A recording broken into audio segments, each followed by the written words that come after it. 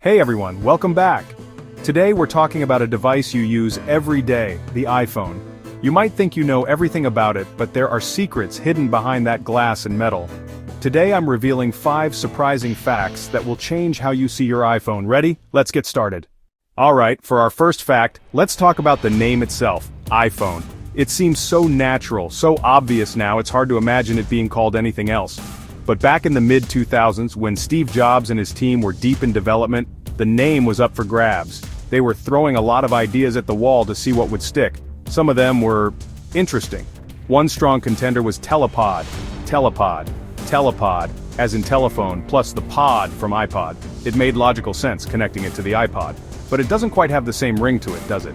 Another name seriously considered was Mobi, short for mobile, simple, clean. But maybe too generic for something revolutionary. They also thought about tripod, a phone, an iPod, and an internet communicator.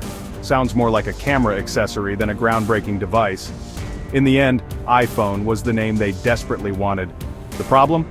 Apple didn't own the trademark. A company called Cisco Systems had the rights for a line of VoIP phones. Apple announced the iPhone anyway, and Cisco sued them. It was a huge gamble. The two companies eventually reached an out-of-court settlement, and Apple got to keep the name. It was a bold, even arrogant move, but it paid off. Think about how you use your iPhone today. What's the first thing you do? You definitely open an app.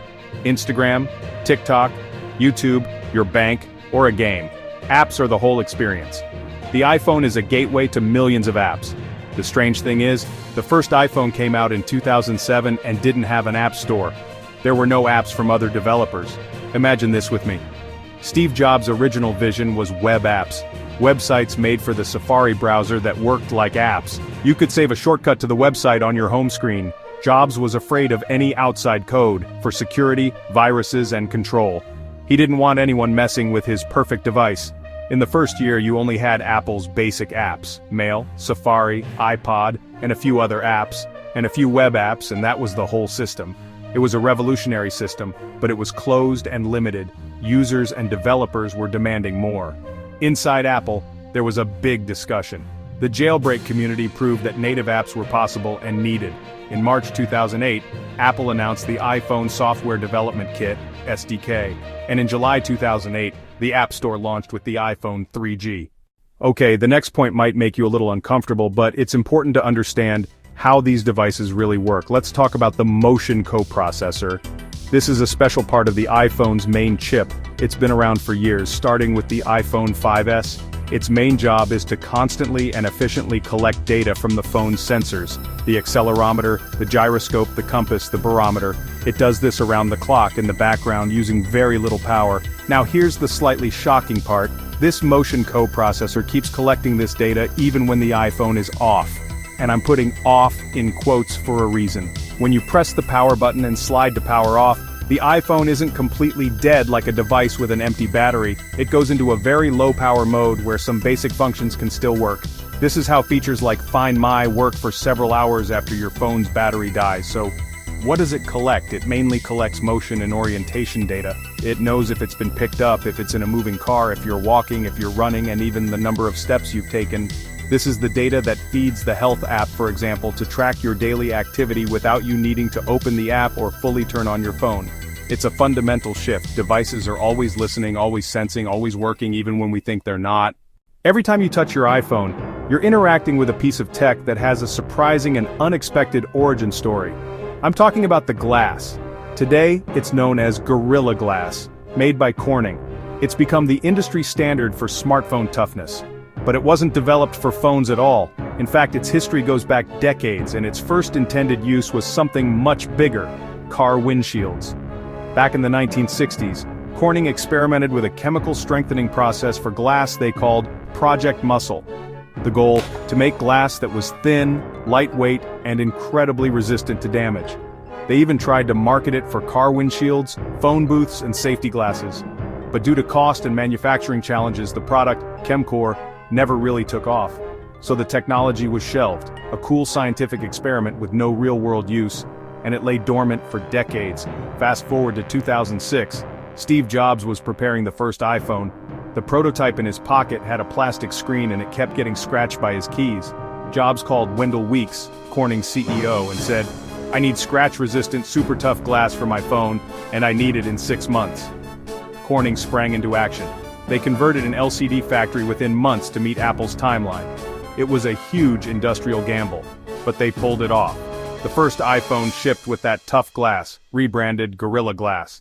A 1960s automotive experiment found its killer app in the 21st century. For our last point, we need to talk about money. Because in the end, Apple is a company, and the iPhone is at the heart of its success. We all know the iPhone is successful and makes a lot of money. But the scale of its financial control is hard to grasp. It's not just a successful product, it's a financial phenomenon almost unmatched in business history. And here's the basic truth: Apple, with its iPhone products, makes more profit than the entire Android phone market combined. Let me say that again. One company, with one phone product line, generates more net profit than hundreds of other companies combined. Samsung, Google, Xiaomi, OnePlus, all the other companies combined. This is an incredible level of market power. First, Apple operates almost exclusively in the luxury segment of the market. They don't make a $150 phone. Second, the ecosystem effect.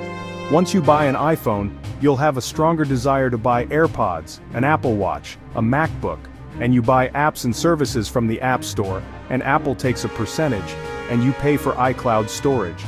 This creates a positive cycle, where their success funds the things that ensure their continued success.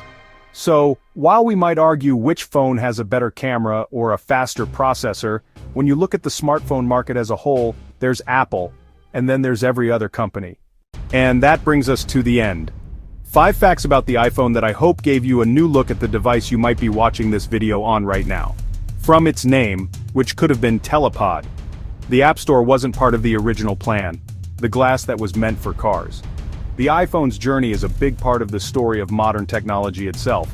I'm really curious to know, which one of these surprised you the most? The motion coprocessor that collects data even when the phone is turned off?